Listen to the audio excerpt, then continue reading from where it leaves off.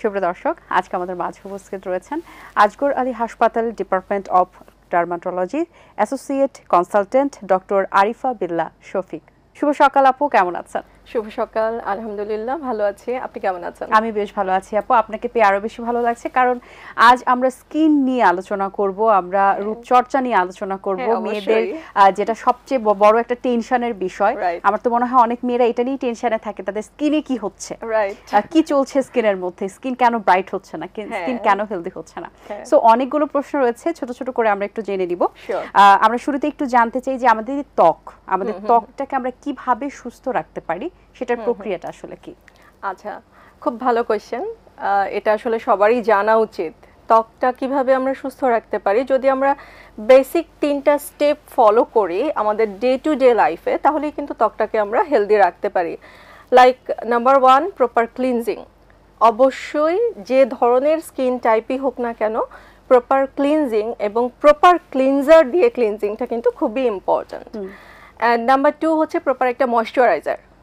Just after cleaning একটা moisturiser apply করতে হবে ফেসে, সেটা অবশ্যই স্কিনের ধরন বুঝে অ্যাপ্লাই করতে হবে। অ্যান্ড নাম্বার 3 হচ্ছে সান প্রোটেকশন, যেটা ইউজুয়ালি অনেকেই স্কিপ করে যান এই স্টেপটা, সান প্রোটেকশনের স্টেপটা, বাট এটা কিন্তু খুবই খুবই খুবই গুরুত্বপূর্ণ একটা স্টেপ স্কিনটাকে হেলদি রাখার জন্য। সো এই 3টা স্টেপ যদি আমরা জাস্ট ডে টু ডে লাইফে একটু কেয়ার করি, তাহলেই কিন্তু আমরা হেলদি থাকতে পারি, আমাদের স্কিনটাকে হেলদি রাখতে পারি। আচ্ছা, সানস্ক্রিনের কথা যেহেতু আসছে, এই যে সানস্ক্রিনের যে ব্যাপারটা থাকে, এটা নিয়ে নানা রকমের আসলে মত বিমত, আলোচনা সমালোচনা সব রয়েছে। আমরা অনেক সময় এটা চুজ করতে গেলে অনেক ভুল করে ফেলি, যে আমার স্কিন টোন একটা থাকে এবং আমরা কি অ্যাপ্লাই করা উচিত এটা নিয়ে আমরা অনেক সময় নিজেরাই কিন্তু ডক্টর হয়ে যাই, যে আমি এই ময়শ্চারাইজার বা এই সানস্ক্রিনটা ইউজ করতে পারি, এটা অ্যাপ্লাই করে দেখি। অনেকে কিন্তু আবার এটা এক্সপেরিমেন্টালিও নিয়ে নেয়, যে আমি দেখি এটা কি হয়। এই যে নানা ধরনের মতামত, এই ক্ষেত্রে আপনার কি বলার আছে? আচ্ছা, এই ক্ষেত্রে সানস্ক্রিন চুজ করার ক্ষেত্রেও 2 থেকে 3টা স্টেপ ফলো করতে হবে, কয়েকটা জিনিস মাথায় রাখতে হবে। সবচেয়ে গুরুত্বপূর্ণ যেটা, সান প্রোটেকশন ফ্যাক্টর। ওকে, প্রত্যেকটা সানস্ক্রিনের গায়ে কিন্তু লেখা থাকে SPF, এই কথাটা, হ্যাঁ, এবং তার পাশে একটা নাম্বার দেওয়া থাকে। নাম্বারটা 30 হতে পারে, 50 হতে পারে, 60 হতে পারে, 15ও হতে পারে। সো আমাকে বুঝতে হবে যে আমার কত সান প্রোটেকশন ফ্যাক্টর আমার দরকার। আমাদের দেশের যে এনভায়রনমেন্ট, আমাদের দেশের যে পরিমাণ সান থাকে, অ্যাকচুয়ালি সেটার জন্য অ্যাবাভ 30 আমাদের নেসেসারি। ওকে, সো 15 যদি হয় বা 25 যদি হয়, this is not enough. So above 30 হতে হবে, এবং 50 হলে 60 হলে আরও বেটার। ওকে, সো এটা গেল একটা জিনিস, যে সান প্রোটেকশন ফ্যাক্টর। দেন 2 নাম্বার হচ্ছে যে সানস্ক্রিনটা কি বেজে আছে। দ্যাট মিনস হচ্ছে এটা কি জেল বেজে আছে, না ক্রিম বেজে আছে, নাকি লোশন, না ইমালশন, নাকি স্প্রে। তো এটা কেন? বিকজ আমাদের এক একজনের স্কিন টাইপ এক এক রকম। সো আমার যদি অয়েলি স্কিন হয়, ডেফিনেটলি আমার জন্য জেল বেজের সানস্ক্রিন লাগবে। আমার যদি রাফ স্কিন হয়, ড্রাই স্কিন হয়, ডেফিনেটলি সেখানে ক্রিম বেজের সানস্ক্রিন লাগবে। আর যদি কম্বিনেশন স্কিন হয়, তাহলে সেখানে আমার লোশন, ইমালশন বা স্প্রে যে কোনো কিছুই আমি অ্যাপ্লাই করতে পারি। আর গরমের সময় যেটা হয়, যে ম্যাক্সিমাম মানুষের এটা একটা কমপ্লেইন থাকে, যে সানস্ক্রিন অ্যাপ্লাই করার পরে ঘেমে যায়, ফেসটা কালো দেখা যায়। সো এটার জন্য আমরা কি করতে পারি? এটার জন্য আমরা যেটা করতে পারি, এখন কিন্তু পাউডারের মধ্যেও সান প্রোটেকশন ফ্যাক্টরটা দেওয়া থাকে। এরকম অনেক পাউডার পাওয়া যায়, even compact powder or loose powder, এসব পাউডারেও কিন্তু সান প্রোটেকশন ফ্যাক্টর দেওয়া থাকে। সো যখন আমার স্কিনটা দেখবো যে আমি বেশি ঘেমে যাচ্ছে, আমি সানস্ক্রিন একটা ক্রিম বেস বা জেল বেস যেটাই হোক অ্যাপ্লাই করলাম, করার পরে আমি আরেকটা সান প্রোটেকশন ফ্যাক্টর দেওয়া পাউডার অ্যাপ্লাই করে নিলাম, তাহলে কিন্তু আমার এই প্রবলেমটা আর ফেস করতে হবে না। আচ্ছা, এই ক্ষেত্রে আরেকটা বিষয় থাকে, যে অনেকেই মনে করেন যে যারা স্পেশালি যদি বলি কর্পোরেট সেক্টরে যারা জব করেন, তারা কিন্তু সূর্যের আলোটা খুব একটা পান না, অফিসে ঢুকে পড়েন এবং সন্ধ্যার পরে তারা অফিস থেকে যাচ্ছেন, সো সানের দিকে তাকানোর কোনো প্রশ্নই আসছে না। কিন্তু তারা অনেকে মনে করেন যে সানস্ক্রিন হয়তো ইউজ করার প্রয়োজন নেই, কিন্তু এই যে লাইট, এটা তো যে এফেকশন হয়, সে ব্যাপারে একটু জানতে চাই আসলে। হ্যাঁ, অবশ্যই। কতটুকু হয়? অবশ্যই আমরা যারা কর্পোরেটে জব করি, ইভেন আমাদের যে পিসি পিসির স্ক্রিনটা থাকে, ইভেন মোবাইলের স্ক্রিনটা, ইভেন আমাদের ঘরের যে লাইটগুলো, এগুলো থেকেও কিন্তু একটা রে আসে যেটা আমার স্কিনের ক্ষতি করতে পারে। হ্যাঁ হ্যাঁ, সেটা হতে পারে যে সানের মতো অত বেশি না, হ্যাঁ, বাট স্টিল আমি দীর্ঘক্ষণ থাকার কারণে কিন্তু একটা এফেকশন, হ্যাঁ অবশ্যই একটা এফেকশন হতে পারে। সো ওয়াই নট আমি নিজেকে প্রোটেক্ট করে রাখবো, তাই না? সো আমরা ইউজুয়ালি রিকমেন্ড করি যে একেবারে সকাল 9টা থেকে দুপুর 3টা 4টা পর্যন্ত বা বিকাল পর্যন্ত এই টাইমটা অ্যাকচুয়ালি সানস্ক্রিন অ্যাপ্লাই করে রাখাটাই ভালো। হ্যাঁ, অথবা যারা বাসায় থাকে, কোনো জব করছে না, রান্নাঘরে যাচ্ছে, রান্না করতে যাচ্ছে, সেখান থেকেও কিন্তু হিটের যে একটা ক্ষতি হয় ফেসের, সেখানে আমি যদি সানস্ক্রিন অ্যাপ্লাই করি তাহলে কিন্তু ওই ক্ষতিটা থেকেও আমি নিজেকে রক্ষা করতে পারি। আচ্ছা, এই ক্ষেত্রে আরেকটা বিষয় আপু, যে আমরা যখন স্কিনের কেয়ার করি তখন এমনিতেও আমাদেরকে ডক্টররাও বলে থাকেন যে সবসময় স্কিনটাকে উইকলি একদিন হলেও কিন্তু একটু রেস্ট দেওয়া, কোনো ময়শ্চারাইজার ইউজ না করা বা কোনো কিছু ইউজ না করা। সেক্ষেত্রে সানের ক্ষেত্রে যেটা আমাদের হয় যে আমরা ভিটামিন ডিটা কিন্তু খুব একটা পাচ্ছি না, ফেসেও পাচ্ছি না, যেহেতু আমরা সানস্ক্রিন ইউজ করছি। এই ক্ষেত্রে কি আমাদের ফেসের জন্য ভিটামিন ডিটাও কি দরকার নয়? মানে আমরা কি সপ্তাহে একদিন কি সানস্ক্রিন না দিয়েও বের হব কিনা, বা এই মতামতটা আসলে একটু ক্লিয়ার করতেন যদি। এটা বুঝতে হবে যে আমার সানের কিন্তু অনেকগুলো রে আসে, লাইক ইউভিএ, টাইম অনুযায়ী ডিফারেন্ট এবং টাইম অনুযায়ী ডিফারেন্স। যে টাইমটা আমি একটু আগে মেনশন করলাম যে সকাল 9টা থেকে দুপুর 3টা, এই টাইমটাতে ইউজুয়ালি দেখা যায় যে ইউভিবি রে যেটা, এটার পরিমাণ খুব বেশি থাকে, যে জিনিসটা আমাদের সান বার্ন করতে পারে, ট্যানিং করতে পারে।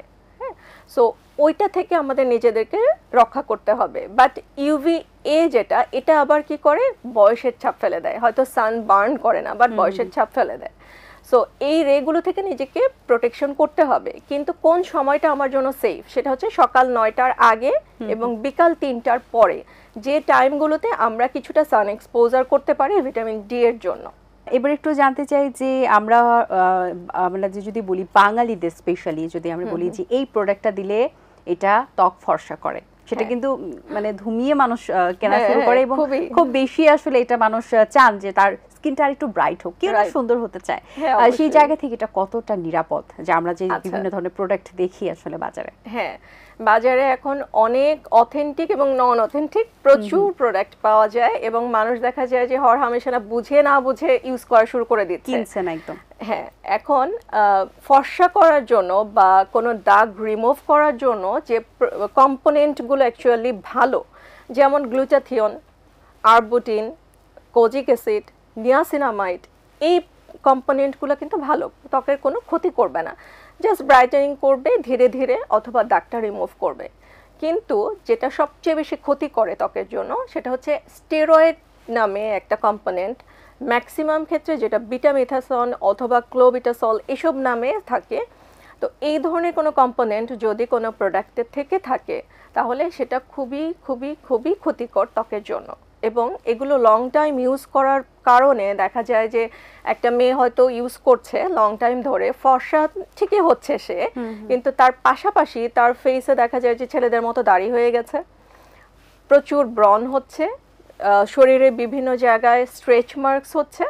তো এই যে ক্ষতিগুলো হচ্ছে, এগুলো কিন্তু আবার পার্মানেন্ট, এগুলো কিন্তু খুব সহজে রিমুভ করা যায় না।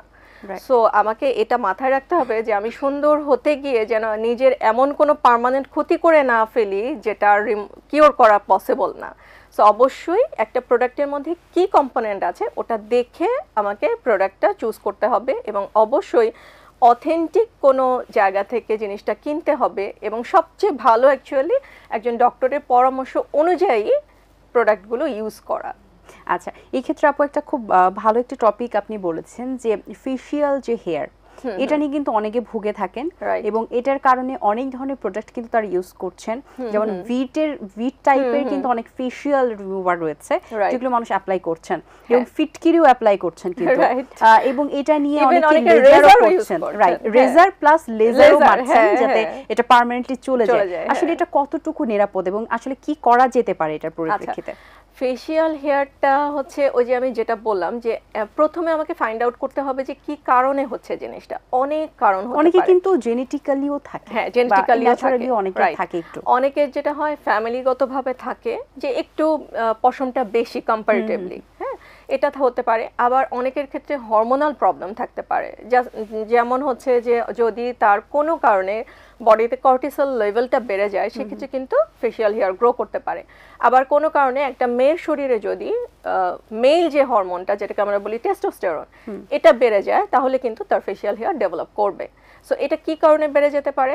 একটা মেয়ের যদি পিসিওএস নামে যে ডিজিজটা এটা থাকে তখন কিন্তু তার এই টেস্টোস্টেরন লেভেলটা বেড়ে যায় এবং সেই কারণে ফেশিয়াল হেয়ারটা ডেভেলপ করতে পারে।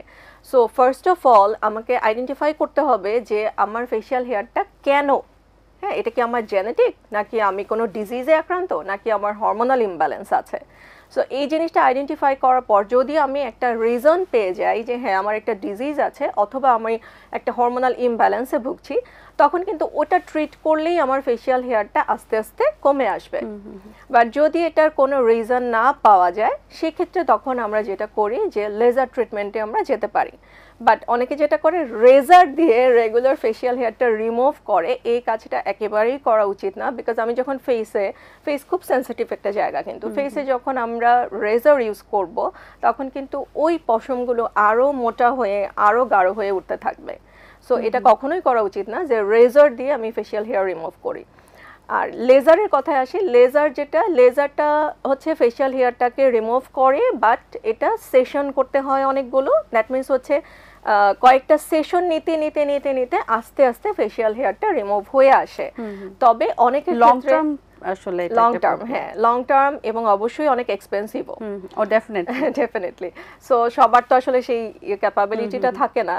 তো লেজারে যেটা হয় যে সেশন ওয়াইজ করতে করতে একটা সময় হয়তো ফেশিয়াল হেয়ারটা রিমুভ হয়। আবার অনেকের ক্ষেত্রে দেখা যায় যে কিছুদিন পর পর 6 মাস 1 বছর পর এক একটা সেশন নিতে হয় ওই জিনিসটাকে ধরে রাখার জন্য। আচ্ছা আপু, এবার একটু চুলের কাছে আসি। যে আমাদের মেয়েদের চুল অনেক ইম্পর্টেন্ট, অল্প বয়সে অনেক মেয়ে টাক হয়ে যাচ্ছে, অনেক চুল পড়ার প্রবলেম। সো চুল পড়া বন্ধ করতে আসলে সবচেয়ে বেশি উপকারী কি থাকে? আচ্ছা, চুল পড়া বন্ধের ক্ষেত্রেও প্রথমে আমাকে আইডেন্টিফাই করতে হবে চুল পড়ার কারণটা কি। অনেক কারণ থাকে, তবে আমি দুটা কারণের কথা মেইনলি বলবো। আমরা মেডিকেল টার্মে যেটাকে বলি টেলোজেন ইফ্লোভিয়াম, আর একটা হচ্ছে অ্যান্ড্রোজেনেটিক অ্যালোপেশিয়া। নামেই বোঝা যাচ্ছে অ্যান্ড্রোজেনেটিক অ্যালোপেশিয়া মিনস হচ্ছে যে এটা জেনেটিক কারণ। যাদের ফ্যামিলিতে দেখা যায় টাক থাকে, যেমন বাপ চাচাদের মামাদের টাক আছে, এইসব ফ্যামিলিতে ইউজুয়ালি এই প্রবলেমটা হয়, অ্যান্ড্রোজেনেটিক অ্যালোপেশিয়া। ইভেন দেখা যায় যে ইদানিং কালে আমি এমন পেশেন্ট পাই যে 17-18 বছরের ছেলে চলে আসছে যে টাক হয়ে যাচ্ছে। হ্যাঁ, আবার ইভেন মেয়েদের ক্ষেত্রেও কিন্তু হয়। অনেকের ধারণা থাকে যে মেয়েরা বোধহয় টাক হয় না, কিন্তু এটা কিন্তু আসলে ঠিক না। মেয়েরাও কিন্তু অনেক সময় যদি ইনিশিয়ালি প্রপার ট্রিটমেন্ট না নেয় তাহলে কিন্তু টাক হয়ে যেতে পারে। আচ্ছা, আরেকটা যেটা বললাম আমি টেলোজেন ইফ্লোভিয়াম, এটার কারণটা হচ্ছে যে স্ট্রেস। যে কোনো স্ট্রেসের কারণে কিন্তু আমার হেয়ার ফল হবে। এটা খুবই একটা ন্যাচারাল প্রসেস, ওকে।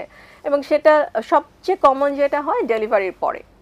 সো এই যে রিজনগুলো আমি বললাম, এই রিজনগুলোতে আমার হচ্ছে টেলোজেন ইফ্লোভিয়ামে আমার দেখতে হবে যে কি স্ট্রেসের কারণে আমার হচ্ছে, বা বডিতে কোনো ডেফিসিয়েন্সি ডিসঅর্ডার আছে কিনা। লাইক আমার অ্যানিমিয়া থাকলে কিন্তু আমার হেয়ার ফল হতে পারে, আমার থাইরয়েডের প্রবলেম থাকলে কিন্তু আমার হেয়ার ফল হতে পারে, এবং এর আগে যেটা আমি বললাম যে পিসিওএস এর প্রবলেম থাকলে, মানে হরমোনাল ইমব্যালেন্স থাকলে আমার হেয়ার ফল হতে পারে। সো অবশ্যই আমাকে আগে এই কারণগুলো আইডেন্টিফাই করতে হবে। এখন লাইক আমার অ্যানিমিয়া আছে, সো আমাকে অবশ্যই অ্যানিমিয়া কারেকশন করতে হবে, এবং অ্যানিমিয়া কারেকশন করলে দেখা যাবে যে আমার হেয়ার ফলটা অনেকটাই কমে এসেছে। বা যে স্ট্রেসের কারণে আমার হেয়ার ফলটা হচ্ছে, ওই স্ট্রেসটা রিমুভ করলে কিন্তু দেখা যাবে যে আমার হেয়ার ফল অনেকটাই কমে আসছে। আর অ্যান্ড্রোজেনেটিক অ্যালোপেশিয়া যেটা, ওই অ্যান্ড্রোজেনেটিক অ্যালোপেশিয়াতে একটা ট্রিটমেন্ট প্রোটোকল আছে যেটা এফডিএ অ্যাপ্রুভড ট্রিটমেন্ট। এই ট্রিটমেন্টে যদি আমি যাই তাহলে হেয়ার ফলটাকে রোধ করা পসিবল। আচ্ছা, আমাদের ত্বক, চুল এবং নখের সুস্থতায় আমরা কি কি ধরনের স্টেপ অ্যাপ্লাই করতে পারি, বা কি কি ধরনের স্টেপ নেওয়া যেতে, খাদ্যাভ্যাসের বা লাইফস্টাইলটা কিভাবে মেনটেন করা যেতে পারে? আচ্ছা, খুবই সুন্দর একটা কোয়েশ্চেন। অনেকে মনে করেন যে আমি বাইরে থেকে শুধু স্কিন কেয়ার করব, নখের যত্ন নিব, চুলের যত্ন নিব, তাতেই বোধহয় আমি সুন্দর থাকবো। নো, খুবই গুরুত্বপূর্ণ হচ্ছে আমি কি লাইফস্টাইল লিড করছি, এবং খুবই গুরুত্বপূর্ণ হচ্ছে যে আমি কি খাচ্ছি। হ্যাঁ, আমি এদিকে অয়েলি ফুড খাচ্ছি বা আনহেলদি ডায়েট নিচ্ছি, তাহলে কিন্তু আমার হেয়ার নেইল বা চুল কোনোটাই সুন্দর থাকবে না। আমার হেয়ার নেইল এবং চুল তৈরি হয় প্রোটিন দিয়ে, আমরা যেটাকে বলি কেরাটিন, সো ওটা মেনটেন করতে হলে আমাকে অবশ্যই এনাফ প্রোটিন জাতীয় খাবার খেতে হবে। অনেকে দেখা যায় ক্র্যাশ ডায়েট করে, ক্র্যাশ ডায়েটের পরে প্রচুর হেয়ার ফল হয়। কেন? কারণ হচ্ছে সে হয়তো তার ডায়েট থেকে প্রোটিনটাকে অনেকটা কমিয়ে দিয়েছে, বা ভিটামিনস, ভেজিটেবলস, ফলমূল এগুলো কমিয়ে দিয়েছে, তখন প্রচুর হেয়ার ফল হয়। সো ডায়েটিং করলে এই ব্যাপারটাকে অবশ্যই খেয়াল রাখতে হবে, অবশ্যই হেলদি ডায়েট নিতে হবে, এবং সাথে প্রোটিনটা যেন এনাফ থাকে ওটা খেয়াল রাখতে হবে। আর লাইফস্টাইলের মধ্যে আমি বলবো খুবই খুবই গুরুত্বপূর্ণ সেটা হলো যে ঘুম। আমার যদি ঘুমটা প্রপারলি না হয় তাহলে কিন্তু আমার কোনো কিছুই সুন্দর থাকবে না, এটা মানতে হবে। হ্যাঁ, ঘুমটা যদি আমার ডিপ স্লিপের টাইম হচ্ছে রাত 12টা থেকে রাত 3টা পর্যন্ত, এই টাইমটাকে যদি আমি স্কিপ করি, আমি ঘুমাতেই গেলাম 3টার সময়, তখন কিন্তু আমার ডিপ স্লিপের টাইমটা অলরেডি চলে গেল। হ্যাঁ, আমি সারাদিন যতই ঘুমাই না কেন আমার কিন্তু ওই স্লিপটা আর ফিল আপ হয় না, তখন একটা স্ট্রেসের ছাপ পড়ে যায় ফেসে, যেটা আসলে দেখতে খারাপ লাগে। মানে আমার সব কিছুই ঠিক আছে কিন্তু বোঝা যায় যে স্ট্রেসের একটা ছাপ আছে ফেসে। সো অবশ্যই আমাকে সুন্দর থাকতে হলে প্রপার স্লিপ এবং হেলদি ডায়েট, এই দুটো জিনিস মেনটেন করতে হবে। অসংখ্য ধন্যবাদ আপু আপনাকে। খুব গুরুত্বপূর্ণ কিছু টপিক নিয়ে আলোচনা করেছি, স্পেশালি এই যে স্কিন এবং হেয়ার যেটা আমরা ফেস করি। অনেক অনেক ধন্যবাদ আপনাকে, অনেক শুভকামনা রইল আপনার জন্য। ভালো থাকবেন সবসময়। আপনাকেও অনেক ধন্যবাদ এবং আমার দর্শকদেরকেও অনেক ধন্যবাদ। সবাই দোয়া করবেন আমার জন্য। দর্শক, আশা করছি আজকের আয়োজন আপনাদের ভালো লেগেছে। আজ এই পর্যন্তই, দেখা হবে আগামী পর্বে নতুন কারো সঙ্গে। সেই পর্যন্ত ভালো থাকুন, সুস্থ থাকুন এবং এটিএন বাংলার সাথেই থাকুন। সকলকে আল্লাহ হাফেজ। দিন আসে দিন যায়, সময়টা চলে যায়, তবু আছি এই বেশ ভালো। জীবনটা রঙময়, যেভাবেই হওয়া চাই, নয় কবু সাদা কালো। এই আশাতে স্বপ্ন ভাসে, সুখ হাসে চোখে মুখে, চায়ের চুমুকে।